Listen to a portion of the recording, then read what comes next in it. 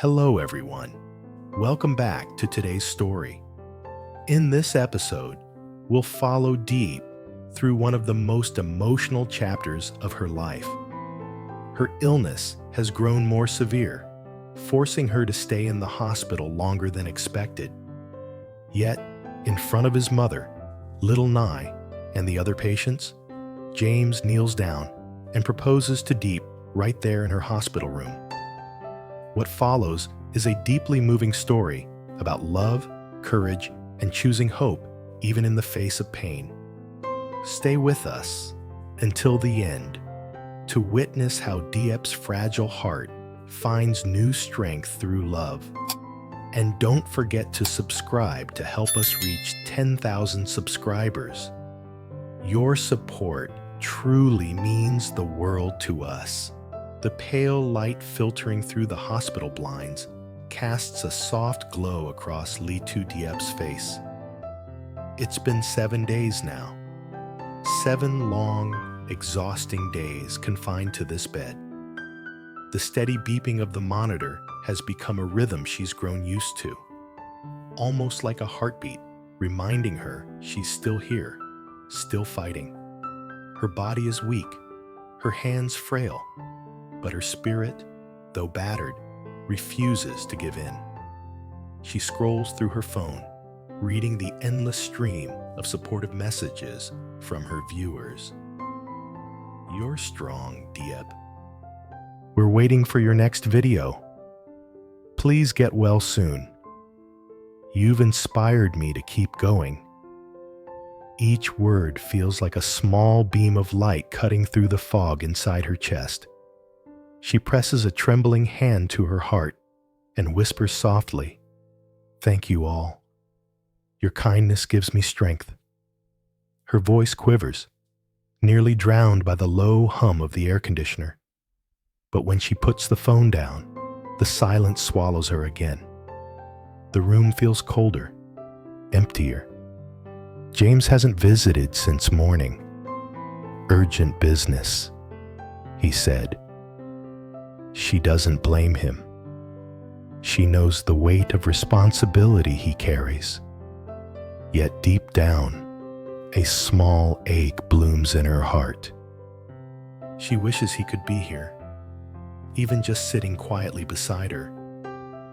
Outside her window, she watches as other patients are visited by their loved ones. Laughter echoes down the hallway, the sound of children's footsteps bouncing off the sterile walls. She smiles faintly, imagining what that warmth must feel like. Family gathered, stories shared, laughter healing wounds that medicine can't. She turns to the bedside table, where a small framed photo of her, James, and little Nye rests. It was taken before her condition worsened. Nye's toothless grin lighting up the frame, James standing tall behind them, his hand gently resting on Diep's shoulder. "I miss home," she murmurs, eyes misting. "I miss Nye's laughter, and even Hockey's barking." The door creaks open. James steps in, his hair slightly messy, a small carton of strawberry milk in his hand. "Guess what I brought?" he says, trying to sound cheerful. Diep's eyes light up as he holds out the familiar pink carton. "Strawberry milk? You remembered." "Of course," he smiles, placing it gently in her hands. "You always said it makes you feel like a kid again." She takes a sip, and for the first time that day, warmth spreads through her chest. The sweetness lingers on her tongue like comfort itself. "The doctor says you're improving," James says softly. 70%, to be exact. "You'll be walking out of here soon?" Diep nods, but her gaze drifts to the window again. "I want to believe that," she whispers. "But sometimes I'm scared. Scared that I'll never get back to normal." James reaches out, wrapping his hand around hers. "You will. I'll make sure of it." Her eyes drop to her arm, bruised and dotted with needle marks. "It hurts so much, James," she says in a trembling voice. "I know," he murmurs, his thumb brushing over her knuckles.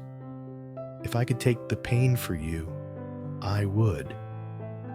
The room goes quiet.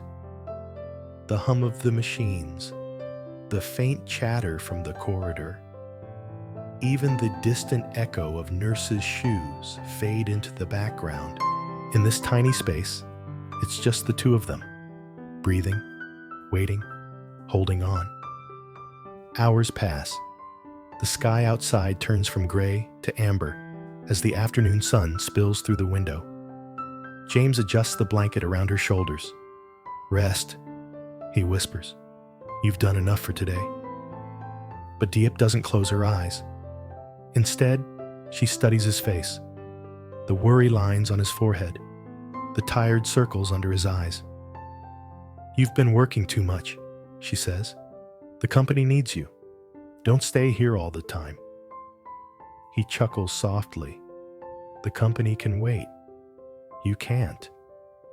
Her heart stirs. "James." He looks up. "What if my health never gets better?" she says quietly. "What if I can't be the same person I used to be?" "Then I'll love you as you are," he replies without hesitation. Tears prick her eyes. "You always make it sound so easy." "It's not easy," he admits, his voice barely above a whisper. "But it's real." That night, as the hospital grows still, James sits beside her, his fingers intertwined with hers. The fluorescent light above flickers slightly, casting fleeting shadows across the room. Diep closes her eyes, drifting between sleep and wakefulness. James's hand never leaves hers. When morning comes, he's still there. And when she opens her eyes, he's watching her. Eyes red from staying awake, but his smile soft and steady. Then, something shifts in the air. He stands up, takes a deep breath, and pulls something from his pocket, a small velvet box. "Diep," he says gently, his voice trembling. "There's something I've been meaning to ask."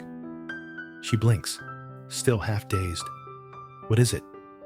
He kneels beside her bed, opening the box to reveal a delicate silver ring that glints under the hospital's pale light. "Be my wife." The world stops. The sound of her heartbeat fills the silence.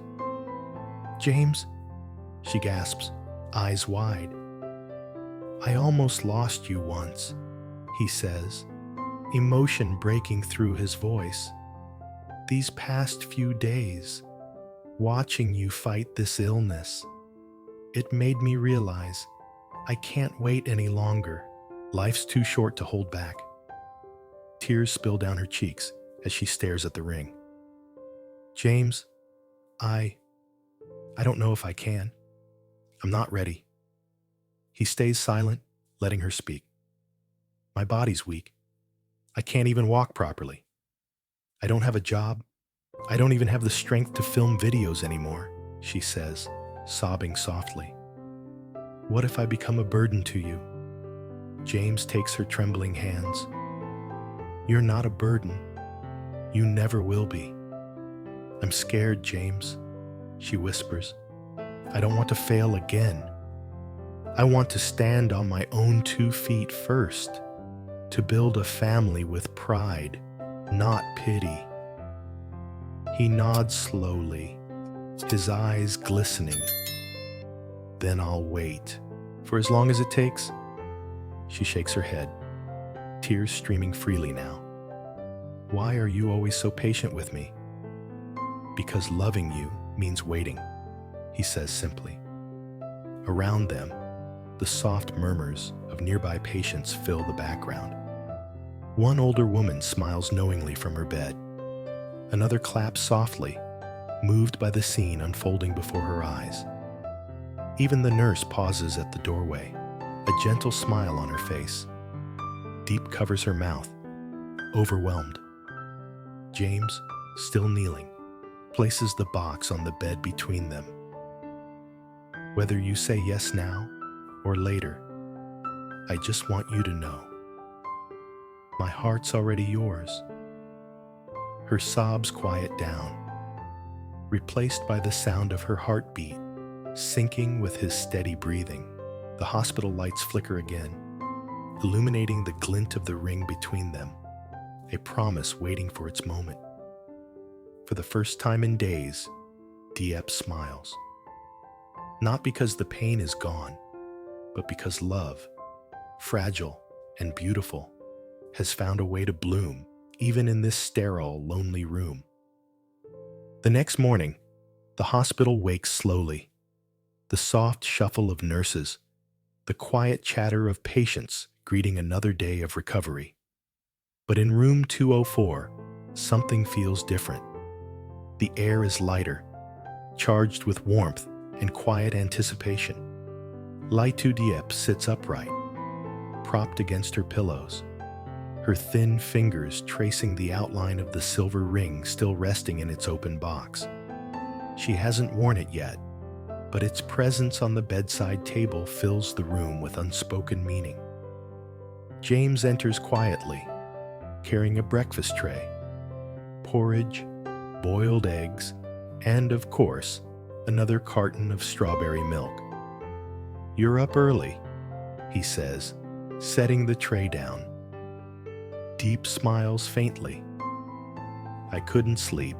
My mind was too busy thinking." James takes a seat beside her, eyes filled with gentle concern. "About last night?" She nods, hesitating. "You surprised me, James. I didn't expect all that." Her voice trails off, still shaky from emotion. "You even knelt down in front of everyone. I was so embarrassed." He chuckles softly. "I wasn't trying to embarrass you. I just wanted the world to know how much you mean to me." Her eyes glimmer. Even if the world was just a few patients and a nurse? "Hey, that's a start." He grins. "Soon, we'll do it again. Only this time, I'll make sure it's at the place you love most. Maybe your garden, under the grapefruit trees." Diep's heart flutters at the thought.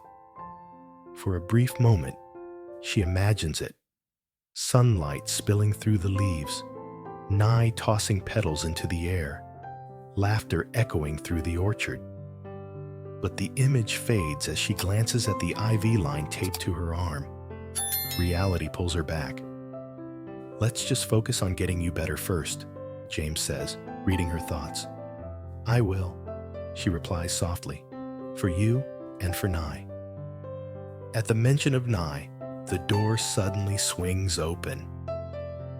The little girl bursts in, clutching a bouquet of wildflowers almost too big for her small arms. "Mommy Diep!" she cries out, her voice bright as morning sunshine. Diep's face lights up instantly. "Nye! Sweetheart, you're here." Behind her, Mrs. Huyen follows, carrying a thermos and a warm smile. "Be careful, Nye. Don't trip," she says, though her voice is thick with emotion. "Mom," James greets, standing to help her with the bags. "You didn't have to come all this way." "Nonsense," she replies, waving him off. "My future daughter-in-law is in the hospital. Where else would I be?" Diep blushes, flustered. "Auntie Huyen, please don't say that." But Mrs. Huyen only smiles wider.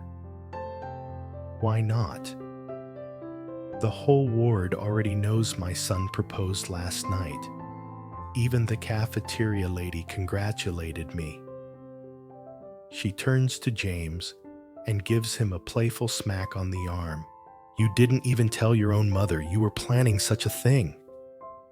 James scratches the back of his head sheepishly. "It was kind of spontaneous." "Well, spontaneous or not, It was beautiful, Mrs. Huyen says, her voice softening as she sits beside Diep's bed. I saw the video one of the patients uploaded on Facebook. You made half the hospital cry. Diep covers her face with her hands, mortified. Someone recorded that? Nye giggles, setting the bouquet on the bed. Mommy, you were famous. Everyone clapped. The room fills with laughter, the kind that feels like medicine. Warm, healing, alive. After breakfast, Mrs. Huyen opens the thermos, pouring soup into a bowl. It's your favorite. Lotus root and pork ribs. You need strength, my dear. Diep takes a spoonful, savoring the familiar taste. It's delicious, Auntie. It tastes like home. Mrs. Huyen pats her hand gently. Home will still be there when you're ready to return, and we'll make sure everything is waiting. Your garden, your chickens, your ducks, even that noisy dog of yours. At the mention of hockey, Diep's eyes soften. He must miss me terribly. More than you know? Mrs. Huyen chuckles. He howls every evening by the gate. I think he's been counting the days. James leans back, watching the two women talk. There's something deeply comforting about the scene. Diep's laughter, his mother's affection, Nie's small hands arranging flowers into a glass of water. For the first time in weeks, this room feels less like a hospital and more like a home. Then, almost out of nowhere, Diep says quietly, James, I want to wear it. He blinks. The ring? She nods. I've thought about it all night. And I realize something. He leans closer, his heart pounding. I was scared, she continues, voice trembling but clear. Not of marrying you, but of not being enough for you. Of being sick. Of slowing you down. Of disappointing you. But then I looked around this morning, and I saw how much love I already have. Your mom, Nye, even the nurses. Maybe I don't need to wait for the perfect time. Maybe this, right now, is enough. James's throat tightens. Diep? She reaches for the box, her fingers trembling slightly, and slips the ring onto her finger. The silver band catches the sunlight, gleaming like a promise fulfilled. I may still be weak, she says softly, but my heart's strong enough to say yes. The room falls silent. Then all at once, it bursts into applause. Mrs. Huyen clapping through tears, Nie jumping up and down, shouting, Mommy said yes. Mommy said yes. Even a few nearby patients peek in, smiling at the joyful chaos. James stands frozen for a moment, then moves forward and gently cups her face. You have no idea how happy you've made me. Diep smiles through tears. You already made me happy the moment you stayed. He leans in, pressing his forehead against hers. Then we'll face everything together. Sickness, health, all of it. Mrs. Huyen sniffles, wiping her eyes. Enough talking. Let's take a family picture before I start crying again. James laughs, pulling out his phone. All right, everyone, come closer. Diep leans back slightly, Nie perched on her lap, Mrs. Huyen standing proudly beside them.